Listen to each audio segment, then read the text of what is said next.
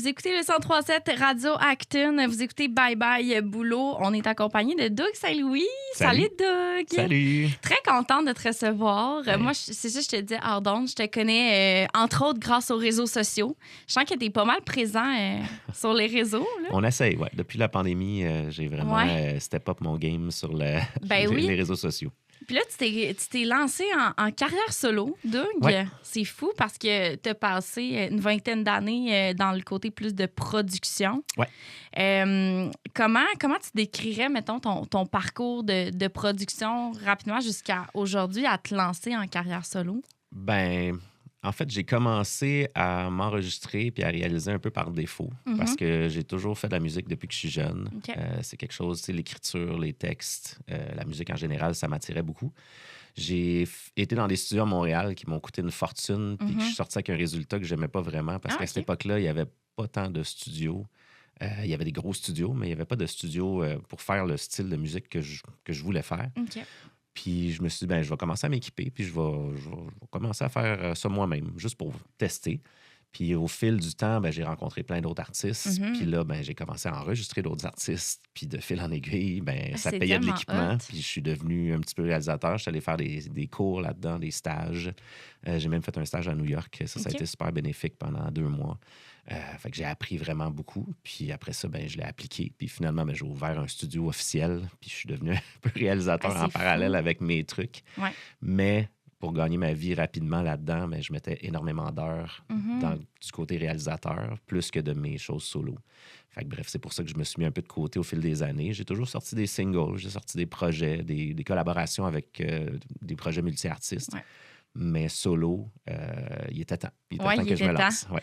Puis avec tous ces apprentissages-là, du fait que tu as été beaucoup le côté producteur-réalisateur, tu penses que ça t'a apporté quoi, ces apprentissages-là, pour maintenant comme bâtir ta carrière solo officiellement, plus assumée? C'est sûr que ça m'a appris beaucoup de faux pas à ne pas faire, que j'ai pas fait. Dans mon répertoire, je suis content parce que j'ai pas plein de chansons que je me dis « Oh my God, je veux plus les faire. » Je les aime plus parce que je les ai faites quand j'étais dans un autre état de pensée ou dans un autre mindset quand j'étais plus jeune. Mais je te dirais que c'est beaucoup de l'expérience, de l'expertise. Puis après avoir écrit avec tellement de gens, ça a perfectionné ma plume, ça a perfectionné aussi mon champ musical et lexical. Fait que je suis tellement content. Là, je me sens en plein contrôle de ce que je veux faire musicalement. Puis je suis vraiment content. C'est vraiment le fun.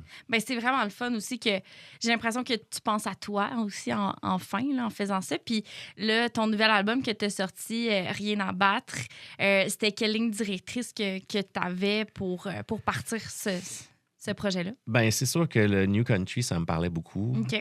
Moi, j'ai été élevé beaucoup campagne plus jeune. C'était très country. Mes grands-parents tripaient vraiment beaucoup country. Okay. Mes grands-parents siciliens. Puis, quand ils sont arrivés en Amérique, c'était comme ils ont accroché bien gros sur le côté je savais pas que tu avais des racines siciliennes. Ouais. Puis, c'est ça, mon grand-père, il tripait. Là, il s'est acheté une terre. On était dans le coin de Saint-Marcel, pas bien loin d'ici. Okay. Puis, je passais tous mes étés là. Puis, c'était vraiment pour lui une passion. Puis après ça, il était en camping un peu plus vieux, qui est juste à côté ici, Camping La Liberté. Fait que je connais vraiment bien le coin. OK, tu connais bien le coin. Oui. Puis c'est ça. Puis ça m'a toujours inspiré. Puis quand le New Country est arrivé il y a une 15aine d'années aux États-Unis, le Québec, Canada n'a pas vraiment embarqué dans cette vague-là, mais moi, j'étais à fond là-dedans. Parce que je me dis, wow, c'est le côté cru du country et des textes que j'adore, mais avec une twist un petit peu plus moderne. Fait que je trouvais ça super cool. Ouais. Puis, bref, j'ai sorti des singles au fil du temps, mais j'avais beaucoup de chansons prêtes. Mais on dirait que quand je les lançais ici, le label, j'étais avec Sony dans ce temps-là, puis ils me disaient, on dira pas que c'est du country parce que ça passera pas bien. Okay. On va dire que c'est du pop rock. Puis là, je disais, non, c'est du country. Puis au final, j'ai sorti quelques singles au fil des années, mais j'ai pas poussé plus que ça. Puis je me disais, je pense pas qu'on est prêt. C'est pas le temps pour faire ça. Puis là, enfin, il y a eu une ouverture d'esprit au Québec. Là, la vague est rentrée c'est fou, là, énormément. C'est rendu une mode, là, quasiment. C'est une ça. tendance, là, on va se le dire. C'est ça, exactement. Puis, tu sais, c'est des vagues. Ça va venir, Il y a une partie qui va rester parce qu'on ne pourra plus jamais dire au Québec que c'est kitten, mettons, du country. C'est sûr que ça ne sera pas le style principal pendant 15 ans, ça, c'est certain, parce que c'est normal, c'est des vagues. Ouais. Mais là, je suis content, je me suis dit, écoute, c'est enfin le temps de foncer vers ce style-là. Fait que c'est ce qui m'a influencé. Absolument. Puis, t'as-tu comme des chansons sur ton album qui viennent te toucher un peu plus comme personnellement, qui te tiennent vraiment à cœur? Ben, je te dirais que oui. C'est sûr que je me suis vraiment mis à nu sur cet album-là. Fait que quand on décortique que les chansons soient joyeuses ou plus tristes, c'est quand même assez festif comme album. Mais si on décortique les textes, ça parle beaucoup de moments de ma vie. Je me suis pas inspiré beaucoup d'autres personnes, vraiment. Je me suis vraiment inspiré de mon histoire. Il y a une chanson qui est une ballade très triste qui s'appelle « Perdu dans l'Ouest ». Ça me touchait beaucoup. C'était une chanson que ça faisait longtemps qui était dans mes tiroirs de sujets. Okay. C'est une vieille connaissance qui a perdu un enfant à très jeune âge, puis qui s'est perdu un peu après, qui est tombé dans des mauvais patterns. Puis j'ai pris le temps de décortiquer l'histoire, puis je l'ai écrit avec un autre writer qui s'appelle Mathieu D'Andrade. Son surnom, c'est Le Maine de producteur. Puis on s'est mis dans une bulle, puis cette histoire-là, je la trouvais tellement crue, tellement difficile à mettre sur table, puis à la mettre en musique. Puis on a réussi à faire de quoi de cool. Fait que celle-là me tient vraiment à cœur. Mais sinon, il n'y a aucune chanson sur l'album que je me dis, je l'ai faite vite. C'est ça vient de ton cœur. Exact. C'est quand même ton histoire. Mais ce qui est le fun, c'est que j'ai l'impression, il y a beaucoup d'artistes qui vont reprendre des histoires de d'autres, mais toi, j'ai l'impression que tu as pris, toi, ton histoire, tes expériences de la vie aussi. T'sais. Ouais, j'essaie de puiser beaucoup. Je voulais que cet album-là, j'ai fait une grosse introspection pour le faire, puis je voulais qu'il soit très personnel. Je voulais pas non plus beaucoup de featuring sur le projet. J'ai une chanson qui est en collaboration avec les Gros Big, qu'on travaille étroitement ensemble depuis des années. Mais sinon, je voulais vraiment que ce soit personnel, me mettre à nu un petit peu. Ben, c'est le fun de voir ce côté aussi émotif un peu de toi aussi. Puis là, pour ce qui est de 2026, ayant sorti ton album dernièrement, en fait, en fin 2025. Ben, c'était en septembre ou octobre? Oui, c'est fin septembre. Octobre. Octobre 2025. Là, pour 2026, dans le fond, ça s'attend quoi pour toi? Ben là, il y a plein de shows et de festivals. Je vais faire beaucoup de premières parties de Francis de Grandpré et Laurence Saint-Martin pour la fin de l'hiver, début printemps. OK.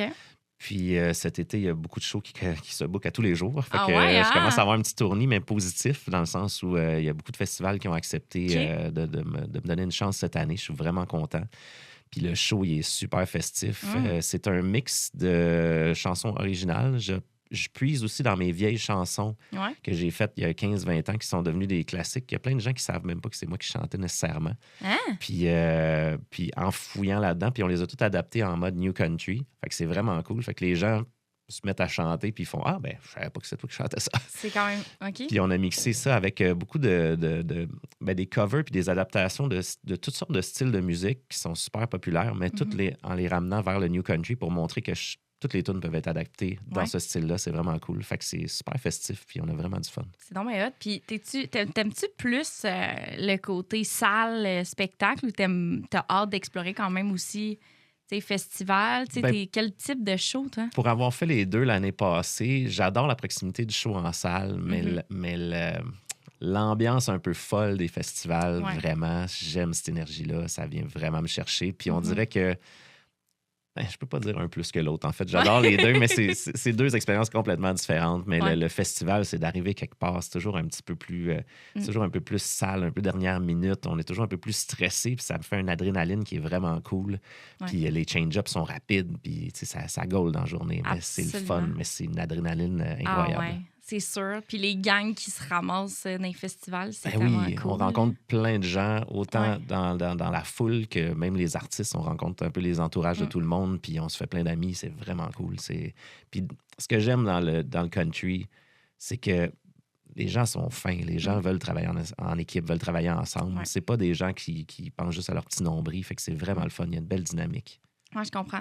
Fait que là, dans le fond, pour ce qui est du côté show puis tout ça, j'imagine on peut te retrouver sur tes réseaux sociaux, entre autres. Oui, exactement. Le plus simple, c'est Doug Saint-Louis, pas de trait d'union, tout dans un mot.com. Super simple. Fait que tout est là. Les médias sociaux, les shows, il y a de la merch. Ah, t'es très présent, là. Tous les détails. Allez le trouver. Ah oui, c'est facile à trouver. Fait que Doug, c'est fini pour l'entrevue de Bye Bye Boulot, mais on poursuit en balado. Fait que les gens l'écoutent. Si vous voulez en apprendre plus, ça sera dans le prochain épisode donc du balado. Merci d'être passé pour l'émission. Merci de m'avoir reçu. Ça me fait plaisir. Donc, merci d'être à l'écoute du 103.7 Radio Acton. Bye bye, boulot, jusqu'à 18h.